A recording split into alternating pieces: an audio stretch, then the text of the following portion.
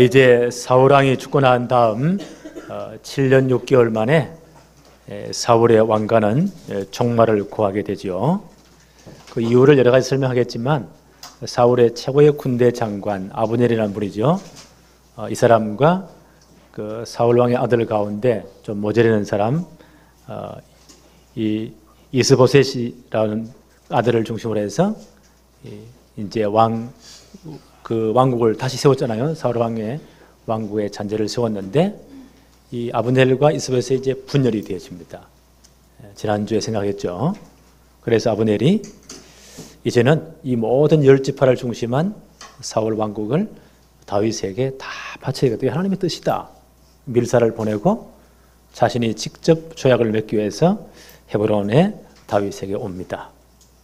그때 요압이란 장군이 자기의 개인적인 사사로운 감정 때문에 또 자기 이익 때문에 아브넬을 암살해 버립니다. 또 큰 문제가 생기잖아요. 이런 상황 가운데 이 사울 왕가의 그 아들, 사울의 아들 이스보셋, 완전 허수아비 왕이거든요. 자기를 바쳐주던 최고의 장군 아브넬이 죽었으니까 너무너무 이제 맥이 다 풀리고 그 전체 정권이 다 혼란이 오는 겁니다. 이런 틈을 타서 이때 또 간신배들이 나오거든요. 이때 아마 이 아브넬 밑에 군 지휘관들, 고급 장교인가 봐요. 그 바하나와 레갑이라는 사람들이 두 사람이 형제간인데 이 이스보셋을 암살해 버리면 찔러 죽입니다. 그 머리를 두고 다윗에게 오는 거예요. 이래서 사울 왕가가 완전히 이제 몰락되어 버립니다. 성경은 사울 왕가가 어떻게 몰락했다 잠깐 기록했지만 거기에 하나님은 관심이 별로 없어요. 하나님의 관심은 다윗 왕국에 있습니다. 왜냐하면 하나님은 다윗 왕국을 통해서 요 혈통을 통해서 누구를 보내신다고요? 창세기 3장 15절 원복음이라 하죠.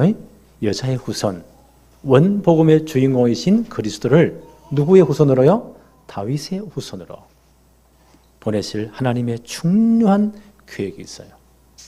요 하나님의 구속사의 줄기를 잇기 위한 다윗 왕가가 반드시 세워져야 됩니다. 왜냐하면 다윗 왕국은 메시아 왕국을 예표하기 때문에요. 이 왕국은 반드시 세워져야 돼요. 하나님은 여기에 모든 관심이 다 있습니다. 그래서 다윗 왕국은 사람의 방법으로 세워지면 안 돼요. 사람의 뜻으로 세워지면 안 돼요. 반드시 하나님의 뜻을 따라서 하나님의 방법대로 하나님이 세우신 일꾼들에 의해서 다윗 왕국이 세워져야 됩니다. 오늘 그 본문이에요. 첫 번째 사울 왕가의 몰락을 봅시다. 오늘 사무엘하 4장 1절에 사울의 아들 이스보셋은 아브넬이 헤브론에서 죽었담을 듣고 요압에서 암살되잖아요. 죽었담을 듣고 손에 맥이 풀렸고 온몸에 기운이 다 빠진 겁니다. 왜요? 사울 왕국을 지켜주는 마지막 버팀목 있잖아요. 이 양반이 죽었으니까 손에 맥이 다 풀렸고 온 이스라엘이 놀라니라. 이때 이제 이런 간심애들이 나오는 거예요. 2절 한번 볼까요? 사울의 아들 이스보셋에게 군 지휘관 두 사람이 있으니 한 사람의 이름은 바하나요 한 사람의 이름은 레갑이라 베냐민 족속 브에롯 사람 림몬의 아들이더라. 브에롯도 베냐민 지파에 속하였으니 이 브에롯에 대해서 조금 우리가 연구를 좀 더 해봐야 되겠어요. 성경에 이렇게 족보를 밝히고 아버지 밝히고 이름 밝히는 중요한 이유가 있거든요. 브에롯의 족속이었다. 여호수아 9장에 보니까 이제 여호수아가 가나안 전체를 정복을 지금 하러 지금 가는 중입니다. 하나님의 명령은 가나안의 7족속을 다 처단해라. 31왕을 전부 다 깨끗하게 만들어라. 그래야 그 언약 백성들이 섞이지 않으니까요. 다 침멸해라. 그 이스라엘이 이렇게 가나안을 진군해 오니까 벌써 여리고 무너졌잖아요. 요단을 갈라버리고 여리고 무너뜨리고 전직을 정복에 들어옵니다. 하나님의 계획은 그 이방인들을 싹 다 없애는 거예요. 그때 이제 이 기브온 사람들 기브온 안에 이제 네 성읍이 있어요. 기브온, 그다음에 그비라, 브에롯, 길랏 야림. 이걸 기브온 족속이라 해요. 이 사람들이 가만히 다 죽겠거든. 이분들이 이제 원로들 회의를 한 거예요. 살아남을 비책이 뭐냐? 그래서 여호수아 군대에다가 화친을 맺으러 보내자. 거짓말로. 우리 이 땅에 있다면 다 죽으니까. 그래서 말 잘하는 똑똑한 사람을 골랐어요. 골라가지고 거기에 그들에게 이제 예물을 보내야 되니까 떡을 하는데 완전 몇 달이가 곰팡이 피가지고 팍 곰팡이 핀 것 이만큼 준비하고 또 그때 그들은 포도주를 새로 된 포도주는 새 가죽 부대에 담아요. 왜요? 술은 계속 반려되잖아요. 그래서 이제 헌가죽 부대하고 포도주가 터져버려요. 새 가죽 부대에 담아야 되는데 아주 나루가 빠진 가죽 부대에다가 포도주를 담고 금방 터지잖아요. 오래됐다는 증거하기 위해서 옷도 완전 남루하게 몇 달 입어가지고 다 떨어진 걸로 신발도 구멍 다 떨어진 걸로 그걸 입혀가지고는 여호수아 군대에 보냅니다. 가서 말해라. 우리는 멀리 가나안 땅에 멀리 있는 족속이다. 당신들의 소식을 듣고 왔다. 하나님의 계획은 반드시 가나안 차지하는 것이고 왜요? 메시아 와야 되니까 이 땅을 다 진멸돼야 된다. 그래서 우리가 화친을 맺으러 왔다. 우리가 멀리 있는 족속이니까 절대 방해 안 할 테니까 우리가 화친을 우리를 살려달라. 그때 여호수아와 그 장로들이요 별 생각 없이 하나님께 묻지 않고 좋다. 그럼 화친을 맺자. 이래가지고 죽이지 않기로 화친을 맺은 거예요. 여호수아 9장 15절에 보니까 여호수아가 곧 그들과 화친하여 그들을 살리라는 조약을 맺고 회중 족장들이 그들에게 맹세하였더라. 하나님께 맹세해 버리는 거예요. 그런 나니까 이게 이제 발각되잖아요. 여호수아 9장 16절로 17절에 보니까 그들과 조약을 맺은 후 사흘이 지나서야 그들이 이웃에서 자기들 중에 거주하는 자들이라 함을 들으리라. 바로 옆에 동네에 있어요. 이스라엘 자손이 행군하여 셋째 날에 그들의 여러 성읍들에 이르렀으니 그들의 성읍들은 기브온과 그비라와 브에롯과 기랏 이아림이라. 이미 조약을 했잖아요. 근데 사흘 뒤에 그 성에 이르렀단 말이에요. 어떡합니까? 하나님 앞에 맹세했는데 그들을 죽이지 못합니다. 그래서 이 족들이 뭐가 되었다고요? 여호수아 9장 21절에 보니까 무리에게 이르되 그들을 살리라 하니 족장들이 그들에게 이른 대로 그들이 온 회중을 위하여 나무를 패며 물을 깃는 자가 되었더라. 그들의 종으로 흡수됩니다. 그리고 이 땅은요 훗날에 베냐민 지파의 예속이 되어져요. 여호수아 18장 25절에 보니까 그때 12지파 땅을 분배하잖아요. 그때 요 성읍들이 베냐민 지파에 예속됩니다. 그래서 자연히 베냐민 지파의 사람으로 흡수돼 들어와 버려요. 그게 브에롯 사람들입니다. 예. 그래서 가운데 아마 그 사울왕의 이 지휘관으로 고급 장교로 발탁됐으니까 이 두 사람이 굉장히 머리도 있고 똑똑한 것 같아요. 그죠? 신분이 원래 종의 신분인데 이만큼 그 아브넬 밑에 중요한 지휘관으로 장관으로 발탁됐다는 것은요 굉장히 똑똑하고 대단히 이분들이 아마 뛰어난 사람인가 봐요. 이 두 사람이 여기에 이제 문제입니다. 자기의 최고의 군사령 아브넬을 죽었지. 흐소의 왕은 아무런 실권이 없지. 이 나라는 곧 다윗에게 다 예속될 것이지. 이때 우리가 어떻게 살아남겠냐. 그래가지고 이 두 사람이 어떤 일을 벌입니까? 그 사를 벌이는 반역을 하는 거예요.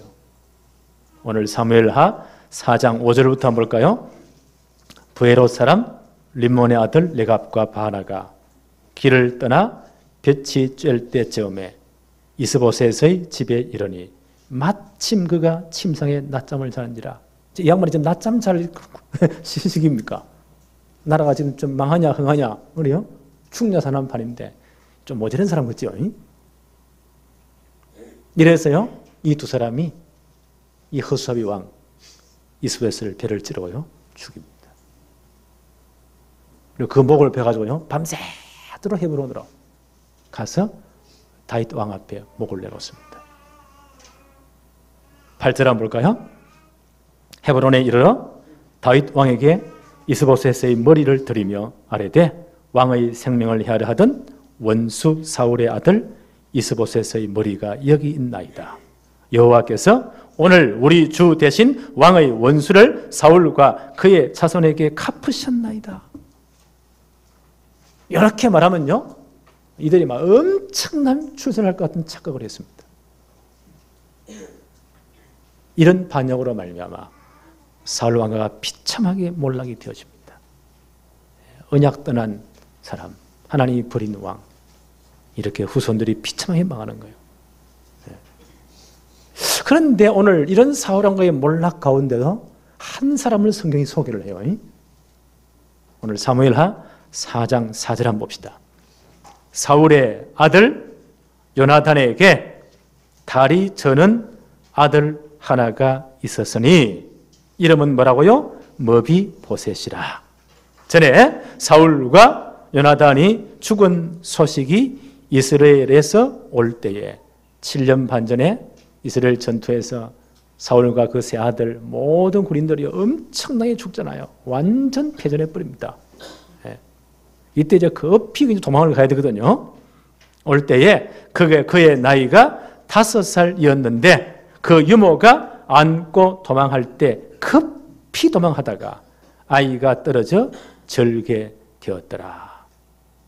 그 5살은 아이가 아마 급하게 떠보면 계단에 넘어졌겠죠. 아이를 떨었는데 다리가 상해가지고 평생 불구가 되는 겁니다. 요나단이 하나밖에 없는 아들이에요. 이 아들을 오늘 사울 왕가의 멸망 가운데요, 성경은 이분을 지금 소개하고 있어요. 특별한 이유가 있겠죠. 예. 그 사울의 아들 요나단과 다윗은 특별한 관계입니다. 특별한 관계예요.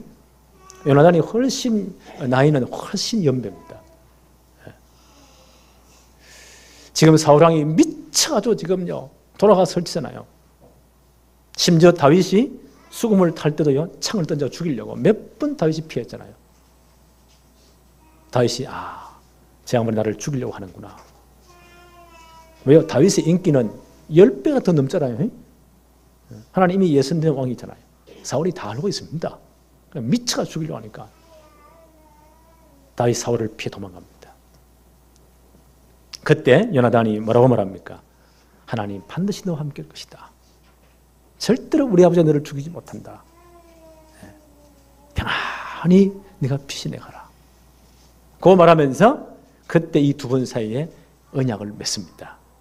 사무엘상 20장 15절 16절 이렇게 기록해요. 여호와께서 너 다윗의 대적들을 지면에서 다 끊어버리실 때에도, 다윗의 대적이 누구죠? 자기 아버지 사울이잖아요. 이미 요나단도 알고 있어요. 다 끊어버리실 때에 너는 내 인자함을 내 집에서 영원히 끊어버리지 말게 하고, 이에 요나단이 다윗의 집과 언약하기를 여호와께서 다윗의 대적을 치실지어다 하니라. 요나단이 다 알고 있습니다. 우리 가문은 다 망할 것이다. 그때 내 가문을 생각해 달라. 내 자손들을 생각해 달라. 다윗의 대적들을 지면에서 다 끊어버리신 때에도 너는 내 인자함을 나의 집에 영원히 끊어버리지 말게 해라. 내 자손을 돌보아 달라. 부탁해서 언약을 합니다. 사무엘상 20장 42절에도요. 요나단이 다윗에게 이르되 평안히 가라. 우리 두 사람이 여호와의 이름으로 맹세하여 이르기를 여호와께서 영원히 나와 너 사이에 계시고 내 자손과 너의 자손 사이에 계시리라 하였느니라. 자기 자손들을 부탁합니다. 그리고 언약을 맺습니다. 이게 이제 마지막 헤어짐이죠. 그 왜 사울이 봤어요? 사울이 미쳐 설칩니다. 군사를 3,000을 풀어가지고요, 이 다윗이 숨을 만한 장소를 찾아다닙니다. 엔게디 광야지요. 그 숲을 사이에 다윗이 숨어 있습니다.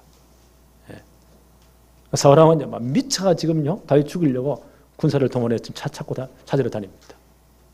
이때도 살짝 몰래 요나단이 그 숲을 사이에 다윗에게 오잖아요. 그리고 위로합니다. 염려하지 말아라. 하나님이 너와 함께한다. 너는 예선된 왕이다. 예. 우리 아버지 사울이 절대 너를 죽이지 못할 것이다. 하나님이 너와 함께한다. 힘내라. 그때도 이제 언약을 맺습니다. 사무엘상 23장 17절 18절에 곧 요나단이 그에게 이르기를 두려워하지 말라. 내 아버지 사울의 손이 내게 미치지 못할 것이요 너는 이스라엘 왕이 되고 나는 내 다음이 될 것을 내 아버지 사울도 안다 하니라. 그렇게 사울이 미쳐지고 설치는 겁니다.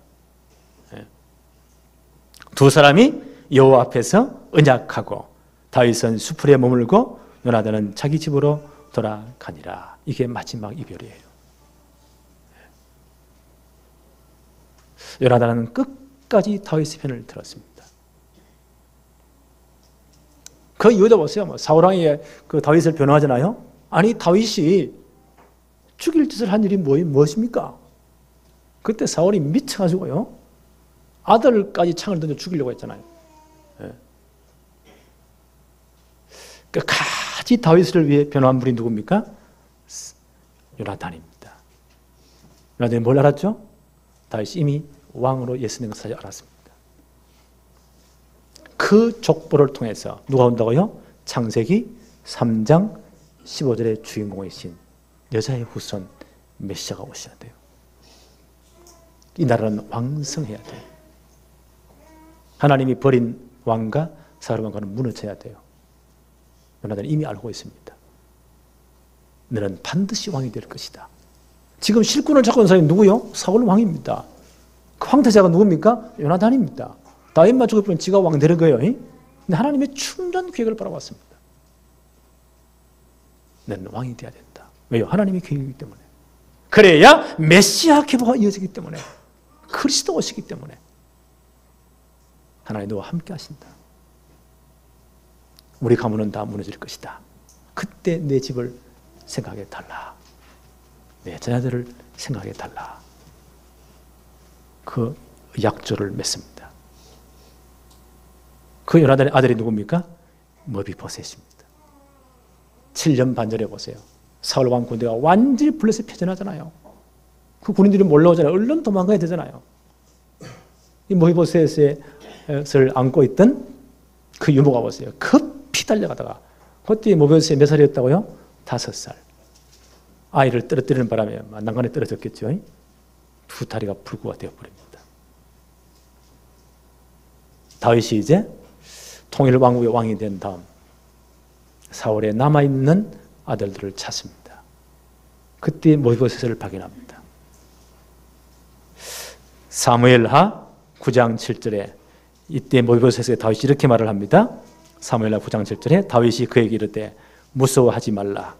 내가 반드시 내 아버지 요나단으로 말미암아 내게 은총을 베풀리라.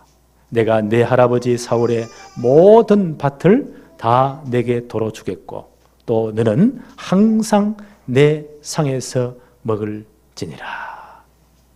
다윗이 약조를 지킵니다. 은혜를 베풉니다. 두려워하지 말아라. 너 할아버지의 모든 밭을 내게 다 주겠다. 다윗이 다 가져야 되거든요. 다 주겠다. 너는 내 상에서 함께 먹어라. 사무엘하 9장 11절에 보니까 머비보셋은 왕자 중 하나처럼 왕의 상에서 먹으니라. 그때 왕의 식사에서는요, 정기적으로 모든 왕자를 함께 불러고 함께 식사를 해요. 거기에 누구를 끼워줍니까? 친구의 아들 머비보셋을 거기에 끼워줍니다. 이 사람은 왕자 같은 대우를 받습니다. 성경은 이렇게 기록합니다. 시편 37편 25절 26절에 내가 어려서부터 늙기까지 의인이 버림을 당하거나 그의 자손이 걸식함을 보지 못하였도다. 그는 종일토록 은혜를 베풀고 구워주니 그의 자손이 복을 받는도다. 그렇지요. 하나님 나라를 위해서 다윗 왕국 위해서 헌신한 분들은 하나님 나라를 위한 헌신이에요. 이건 복음을 위한 헌신입니다. 이런 사람들은 어떻게 한다고요? 하나님이 복을 주신다. 그의 자손이 글씨감을 보지 못하였도다. 그는 종일토록 은혜를 베풀고 구워주니 그의 자손이 복을 받는도다. 이런 가운데 보세요. 하나님 요나단을 기억하신 겁니다. 왜요? 다윗을 위해서 끝까지 헌신했잖아. 이건 하나님 나라를 위한 헌신이에요. 이건 복음을 위한 헌신입니다. 마태복음 10장 42절 예수님 뭐라고 말씀하십니까? 또 누구든지 제자의 이름으로 이 작은 자 중 하나에게 냉수한 그릇이라도 주는 자는 내가 진실로 너희에게 이르노니 그 사람이 결단코 상을 잃지 아니하리라. 예수님 말씀하셨어요. 복음 전하는 이 사람에게, 제자 중 하나에게 냉수한 그릇 주는 수고도 결단코 상을 잃지 않겠다. 복음에 수고하는 자에게 하나님 절대 있지 않습니다. 하나님 여기에 모든 관심이 다 있습니다. 하나님이 아브라함을 부르시면서 하신 축복이 뭐예요? 창세기 12장 3절 보니까 아브라함을 믿음의 조상으로 부르시면서요 하신 중요한 축복의 내용입니다. 창세기 12장 3절에 보니까 너를 축복하는 자에게는 내가 복을 내리고 너를 저주하는 자에게는 내가 저주하리니 땅의 모든 족속이 너로 말미암아 복을 얻을 것이라 하신지라. 아브라함 부른 목적이 뭐죠? 원복음을 계승하기 위해서. 그래서 마태복음 1장 1절에 아브라함과 다윗의 자손 예수 그리스도의 계보 족본이라. 그 후손 통해서 그리스도 계보가 이어져야 돼요. 네. 아브라함이 가장 중상이면 뭐냐? 후손들의 이 원복음을 계승하는 겁니다.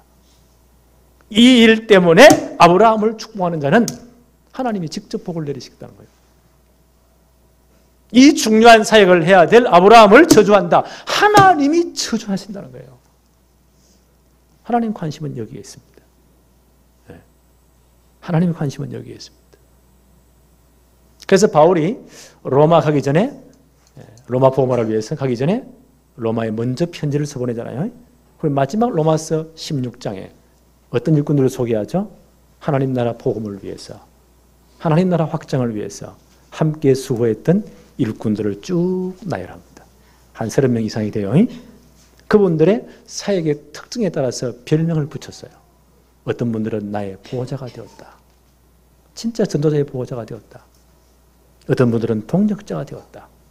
어떤 분들은 나와 온 교회의 식준이 되었다. 어떤 분들은 친척까지 도왔다. 어떤 분들은 진짜 복음을 사랑했다. 어떤 분들은 많이 수고했다. 어떤 분들은 인정할 만큼, 모든 사람이 인정할 만큼 복음을 위해 헌신했다. 이런 분들을 소개합니다. 하나님이 이분들을 축복하신 거예요. 그렇죠? 오늘 이 말씀 보면서요, 우리 모두가 정말 하나님 나라 확장을 위해서 수고하는, 하나님이 정말 기억하는 복된 성도 되기를 바랍니다. 예. 그 몰라가는 가운데 보세요. 하나님 모이버스를 축복하시잖아요. 예. 그 아버지의 헌신 때문에. 우리 때 우리 후대가 복을 받는 것 같아요. 예. 세 번째, 이 다윗 왕국을 건설하는데 합당하지 못한 자들. 아까 레갑과 바나 소개했죠. 이 기회주의자들 보세요. 몰락하는 이 사울 왕, 가만히 놔둬도 다 몰락할 건데 이분들이 악역을 감당해요. 그래서 그 허수아비 왕 이스보셋의 머리를 목을 베니다. 다윗왕에게 가져갑니다. 그러면요 큰 상이나 줄 것처럼. 8절 한번 다시 들어볼까요? 헤브론에 이르러 다윗 왕에게 이스보셋의 머리를 들이며 아뢰되 왕의 생명을 해하려 하던 원수 사울의 아들 이스보셋의 머리가 여기 있나이다. 여호와께서 오늘 우리 주 대신 왕의 원수를 사울과 그의 자손에게 갚으셨나이다 하니. 그러면 다윗이 너무 기뻐할 줄 알고요. 이 양반이 뭔가 착각한 겁니다. 다윗과 다윗 왕국을 잘못 알고 있습니다. 세상 수준으로 알고 있습니다. 세상 원리대로 알고 있습니다. 다윗 왕국은요 메시아 왕국을 예표하는 왕국입니다. 그렇죠? 반드시 하나님의 뜻을 따라서 하나님의 방법으로 하나님의 사람으로 세워져야 돼요. 이 사람들은 이 반역을, 그렇죠? 자기가 성에서 왕의 목을 끊었잖아요. 암살했잖아요. 반역을 하나님의 뜻인 양 빙자하고 있습니다. 당신의 원수를 죽였습니다. 그런데 이스보셋과 다윗을 충돌한 적이 없어요. 하나님이 이 모든 원수를 갚았습니다. 자기의 반역을 하나님의 뜻인 양 빙자합니다. 하나님의 이름을 가져와요. 이것은 하나님의 이름을 망령되이 일컫는 거예요. 이 사람들의 세상 기준, 이 사람들의 기준입니다. 이게 세상의 기준, 세상의 방법이요. 하나님 나라는 이렇게 세워지지 않습니다. 오늘 레갑과 바하나, 이 사람들의 영적 상태입니다. 여기에 창세기 3장 영적 상태예요. 내가 주인 되었어. 하나님 필요 없어. 내가 주인이야. 내 마음대로. 그게 창세기 6장이잖아요. 세상 문화대로, 세상 방법대로. 이게 창세기 11장이에요. 하나님 없는 성공, 하나님 밀어내고 내 마음대로. 이게 세상 방법, 이게 세상의 나라입니다. 그 원리대로 그 방법도 들고 와가지고는요, 이스보셋의 목을 들고 와서 다윗에게 내놓습니다. 이건 하나님을 망대에 일컫는 겁니다. 하나님의 나라는 이런 세상 방법으로 세워지지 않습니다.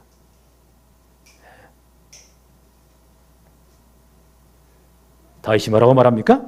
사무엘하 4장 9절부터 한번 볼까요? 다윗이 부에롯 사람 림몬의 아들 레갑과 그의 형제 바한에게 대답하여 그들에게 이르되 내 생명을 여러 환난 가운데서 건지신 여호와께서 살아계심을 두고 맹세한다. 10절에 전에 사울 왕의 왕관하고 팔찌를 가져온 놈이 있었죠. 아말렉 사람. 그 사람은 내가 죽였다. 11절에 하물며 악인이 의인의 집 침상 위에서 죽인 것이겠느냐.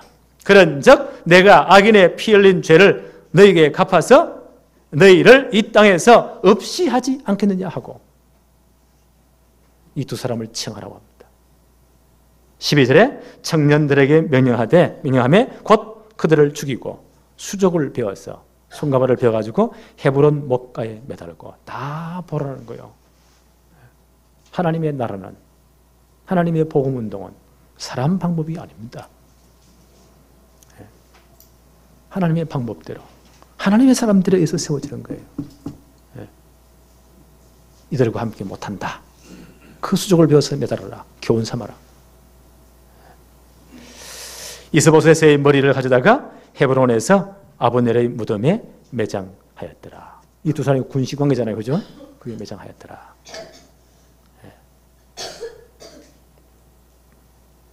이 두 사람, 오늘 레갑과 바하나, 다윗 왕국 건설에 합당하지 못한 자입니다.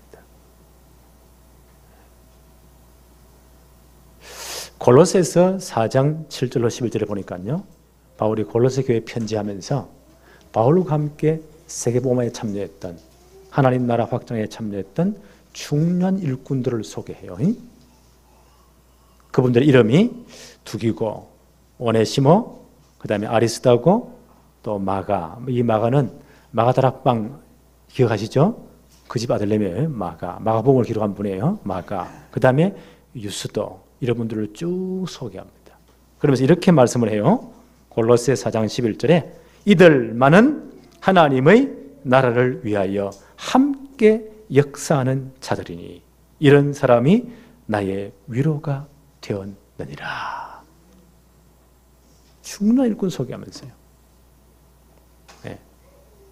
이들만은 하나님의 나라를 위하여 함께 역사한 자들이다.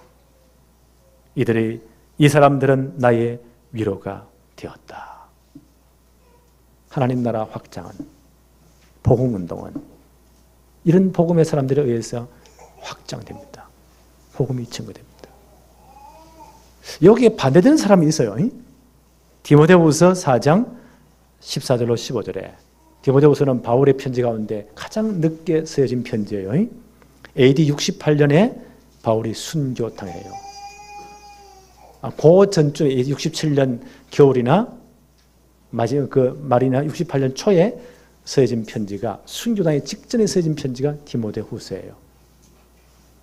거기서 사랑하는 아들 같은 제자 디모데 목사에게 이렇게 말합니다. 디모데후서 4장 14절 15절에 구리 세공업자 알렉산더가 내게 해를 많이 입혔음에 주께서 그 행한 대로 그에게 갚으시리니 너도 그를 주의해라. 그가 우리 말에 심히 대적하였느니라. 바울이 왜 굳이 이 말을 했을까요? 지금 바울이 이제 1차, 2차, 3차 전도에 마치고 뭐라고 선포하죠? 내가 이제 로마도 보아야 될 것이다. 예루살렘 갔다가 선교보고 마치고 로마로 갈 것이다. 예루살렘 갔다가 극우익 유대주의자들 바리새인들에서 체포되잖아요. 몇 번 재판을 받습니다. 그러다가 내가 가이사 황제 앞에 상소한다. 왜요? 바울 로마 시민권자이기 때문에. 그래서 AD 61년경에 로마에 도착합니다. 황제 앞에 재판받기 위해서.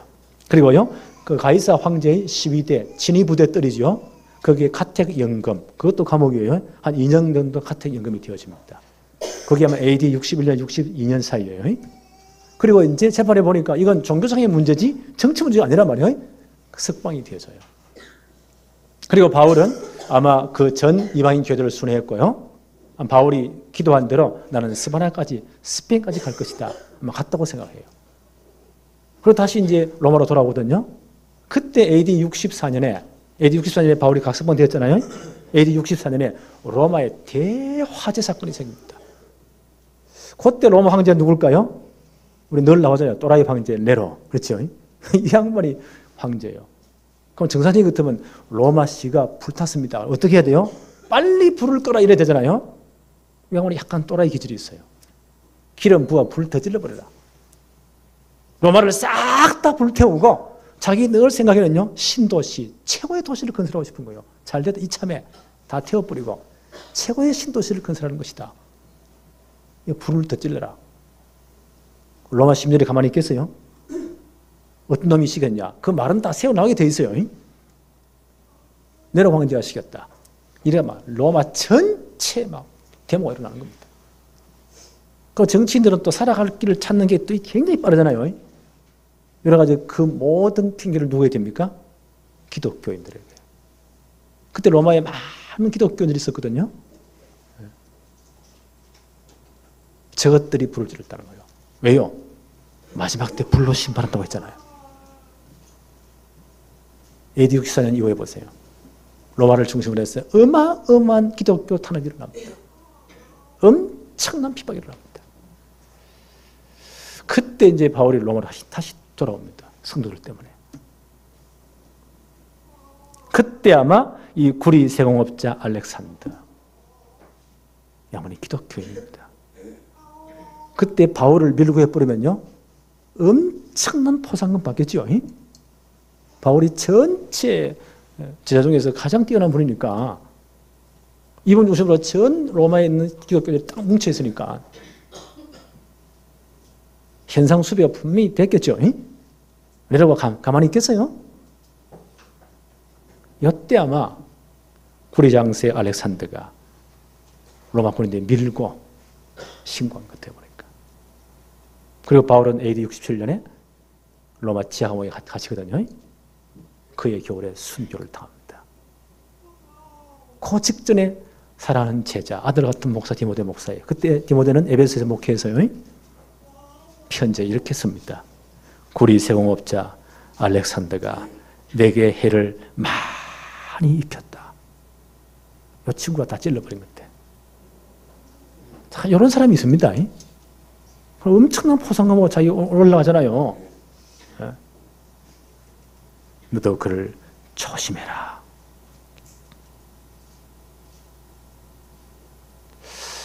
누구와 같죠?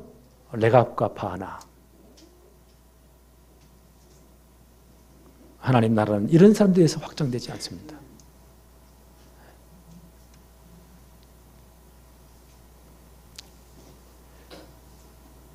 오늘 우리가 잘 한번 생각해 봅시다.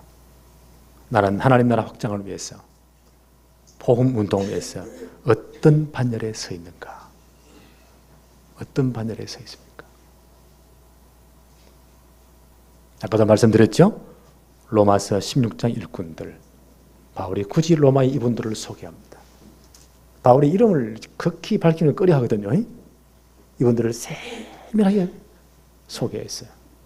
그들의 사역의 특징을 따라서 별명을 붙여서 소개했어요. 이분은 나의 보호자였다. 이분은 정말 온 교회와 전도자의 식주인이었다. 이 사람은 목을 내놓은 동력자들이었다. 이분은 인정받을 만큼 수고했다.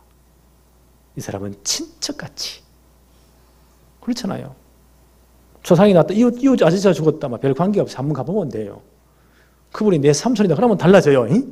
그게 친척이에요. 친척같이. 어떤 분들은 복음에 많이 수고했다. 이렇게 수고한 이 복음운동은 하나님께 영광이 세세 무궁토록 있느니라. 그렇죠? 우리 교회 모든 성도들이 이 축복의 주인공 되기를 바랍니다. 우리와 우리 후손들이 이제 앞으로 세공할 때 가장 중요한 축복의 사람으로 영원히 복을 받는, 쓰임 받는 역사가 일어나기를 바랍니다. 하나님 아버지 감사합니다. 오늘 하나님께서 세우실 다윗 왕국을 보면서 합당한 자와 합당치 못한 자들이 있음을 보았습니다. 하나님 아버지, 복음은 땅 끝까지 모든 족속, 모든 민족에게 반드시 증거될 것이고, 그리고 주님은 재림하시는데 이 엄청난 하나님 나라 확장을 위해서, 복음 운동을 위해서 우리와 우리 후대들이 끝까지 서임받게 하여 주옵소서. 렘넌트 성공시대에 반드시 만들게 하여 주옵시고, 이 시대에 우리와 우리 후대가 하나님 앞에 가장 귀하게 서임받는, 우리 모든 가정 가문이 이 일에 서임받는 복음의 명문 가문들이 되도록 축복해 주옵소서. 예수님의 이름으로 기도합니다. 아멘.